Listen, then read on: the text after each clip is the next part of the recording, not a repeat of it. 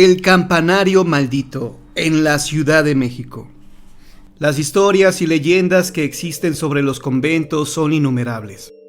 Ahora toca relato de una que es muy impactante por lo que se verá más adelante, y porque nadie sabe en realidad lo que sucedió. Todo comenzó el día en que el padre del convento recibió visitas. Como ya se había corrido la noticia de que ahí espantaban, la mayoría de las habitaciones estaban deshabitadas. Sin embargo, el padre no estaba tan convencido de ello. Hacía tiempo alguien le comentó que en el campanario espantaban. Dicho suceso consistía en la aparición de un señor vestido de negro, pero él no lo creyó.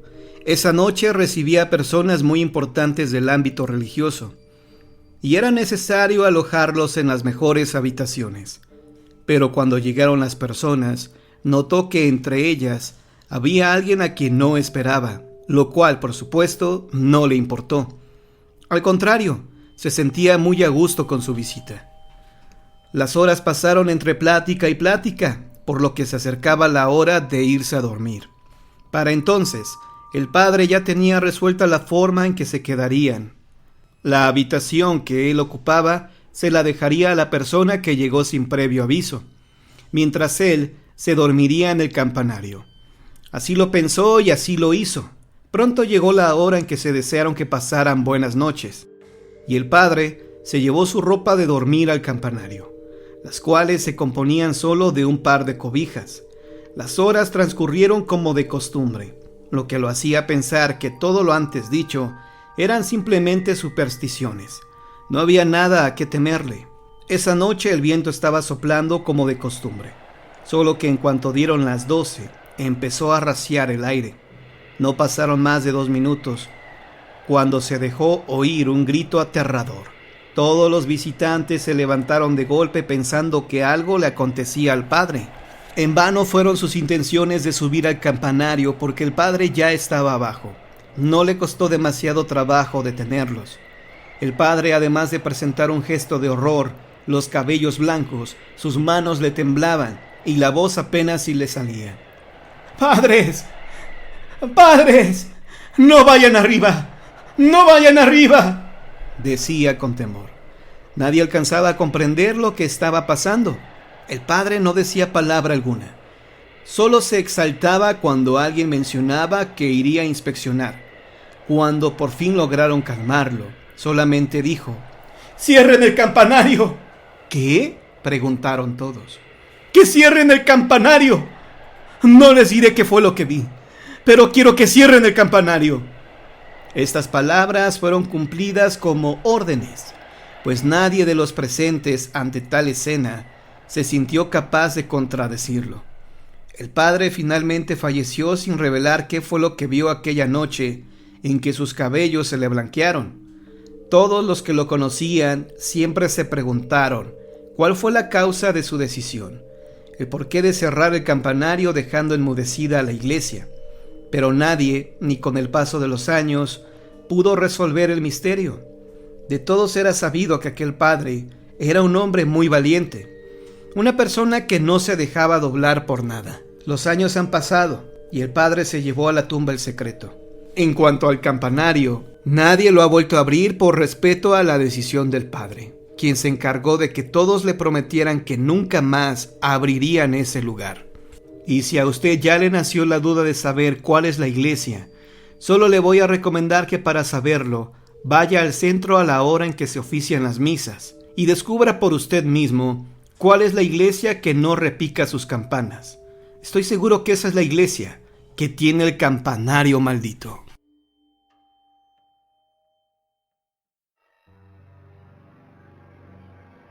Los espantos de la escuela.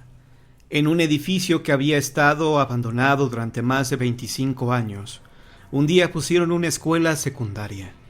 Poco después de que la escuela fue inaugurada, los salones recién pintados estaban llenos de personitas estudiosas, y el patio se alegraba con risas y juegos a la hora de recreo. Al fondo de uno de los espaciosos pasillos había un gran salón que el director decidió que se usara como bodega, ya que era bastante oscuro, Aunque los maestros tenían prohibido a los alumnos que jugaran en ese pasillo, nunca faltaban niños audaces que lograban colarse al sitio, pues pensaban que lo peor que podría pasarles era llevarse un buen regaño por desobedientes. Un día que había comenzado a llover desde la hora de recreo del turno de la mañana, 4 niños del turno vespertino, durante su descanso, decidieron hacerse los perdidos y no entrar a clase de matemáticas para poder investigar qué misterio escondía esa bodega donde les tenían prohibido entrar. La puerta de la bodega nunca se cerraba con llave, para que los maestros y maestras pudieran sacar de ahí fácilmente los materiales que necesitaban para su trabajo, como mapas, gises, artículos de papelería, pelotas y demás. De tal manera, los niños pudieron entrar y cerraron la puerta tras ellos, para que nadie se diera cuenta que estaban ahí. Comenzaron a curiosearlo todo. Destapaban las botellas que contenían líquidos para el aseo y las olían. Desenrollaban los carteles y mapas. Subían y bajaban por los anaqueles. Abrían las cajas de lápices. Así estuvieron un rato, hasta que uno de ellos dijo desilusionado: «Ay, mejor ya vámonos. Aquí no hay nada misterioso. Ahorita va a ser el segundo descanso. Podemos aprovechar para meternos a la clase de español». Los otros niños aceptaron que su compañero tenía razón, y después de acomodar lo que habían desacomodado en los anaqueles, se dirigieron a la salida de la bodega. Pero entonces, surgida de la nada, se les presentó a medio camino una niña con un vestido azul claro. Primero creyeron que era alguna compañerita que también había sentido curiosidad por ir a ver qué había en la bodega, pero cuando vieron para abajo, se dieron cuenta de que la niña se iba haciendo transparente hacia las piernas, que casi no se distinguían y que en lugar de caminar, flotaba. La niña se les quedó viendo con unos ojos muy tristes y luego desapareció. En cuanto pudieron reaccionar, los 4 amigos pusieron pies en polvorosa y muy pálidos y agitados alcanzaron a entrar a su salón para tomar la clase de español. La maestra los vio tan raros que les comentó al director lo que había ocurrido. El director los mandó llamar y los muchachos le confesaron que se habían metido a la bodega, pero que ya no lo volverían a hacer, pues el susto que les dio el fantasma de una niña había sido más efectivo que cualquier castigo. «Está bien, jovencitos», dijo el director. «Por esta vez los perdono, porque creo que su conciencia y no un fantasma, porque los fantasmas no existen, les dio un buen escarmiento». Días después, el director y varios maestros se quedaron a trabajar de noche por primera vez desde que estaban ahí, pues tenían que preparar una exposición. Un par de maestras fueron a la bodega para traer cartulinas, pero en menos de lo que se dice, estaban de regreso en la sala de juntas. Lucían amarillentas, de tan pálidas y temblorosas y con los pelos parados. Muy agitada, una de ellas dijo que en la bodega había 2 niñas, una vestida de azul y otra de blanco, y que cuando ellas les iban a llamar la atención por estar en la escuela a esas horas, ambas voltearon y no tenían ojos, sino unas negras cuencas. Al pasar los meses, fueron varios los maestros que sufrieron sustos al ver, siempre dentro de la bodega o en el pasillo prohibido, fantasmas de niñas. A unos se les aparecían como simples niñas, pero sin piernas y muy tristes. A otros sin ojos. Algunos las vieron como si fueran momias que conservan sus cabellos y su peinado. El director decidió investigar con la gente de la colonia acerca de la historia del edificio de la escuela.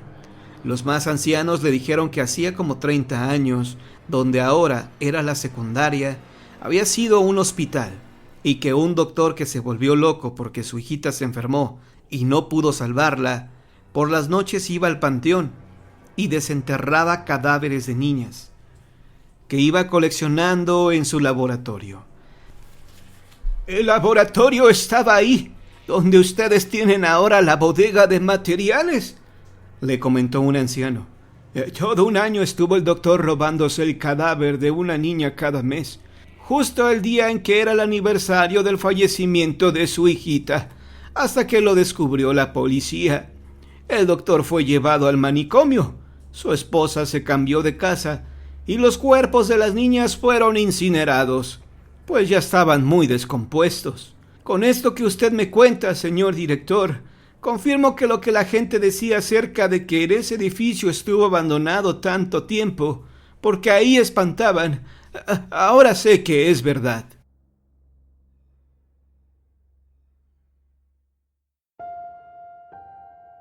La mujer que se despidió. Cuando la Segunda Guerra Mundial se intensificó, México envió un escuadrón llamado 201 como apoyo para los países que luchaban en contra del nazismo. Como era de suponerse, todas las personas que conformaban el escuadrón tuvieron que dejar a sus familias, y fue así como pasaron los días. Cierto día en el que el escuadrón se encontraba en su campamento, uno de los soldados vio pasar a una mujer. Al principio no le dio importancia, creyendo que se trataba de una de las enfermeras, motivo por el cual no hizo caso y se dispuso a dormir. El soldado recuerda que esa misma mujer se apareció 5 noches más, hasta que en una se dio cuenta de que aquella dama tenía algo muy familiar. Aquella mujer se parecía nada más ni nada menos que a su esposa, lo cual era imposible debido a que ella se encontraba a muchos miles de kilómetros de aquel lugar. Como pensó que estaba alucinando, se tumbó en la cama y no le dio más importancia. A la mañana siguiente el escuadrón fue llamado a incursionar en filas enemigas, donde el soldado en cuestión resultó herido en combate. Esa misma noche, mientras convalecía en una habitación iluminada por velas, las cortinas de su lecho se apartaron de pronto, y su esposa, a quien hacía en casa en la Ciudad de México, apareció ante sus ojos al pie de la cama, y se fue con la misma rapidez con la que llegó. Como no había forma de tener contacto con su mujer, el soldado tuvo que esperarse hasta que volvió a México, donde se enteró que su esposa había fallecido justo el día y a la hora en que él la vio postrada en su cama. El soldado lloró muchos días por su ausencia. Al parecer la dama se había estado despidiendo de él, aunque para muchos de sus amigos lo estaba previniendo de ir a combate, en el que perdió la pierna y el brazo izquierdo. 10 años después, el soldado falleció. Al parecer, esta visión fue una de las más significativas de su vida, porque comentaba que en varias ocasiones fue testigo de cosas extrañas, de entre las que siempre destacó la visita de su amada esposa. Esta historia no es muy conocida. No obstante, varios de los familiares del soldado hicieron de ella toda una leyenda digna de contarse.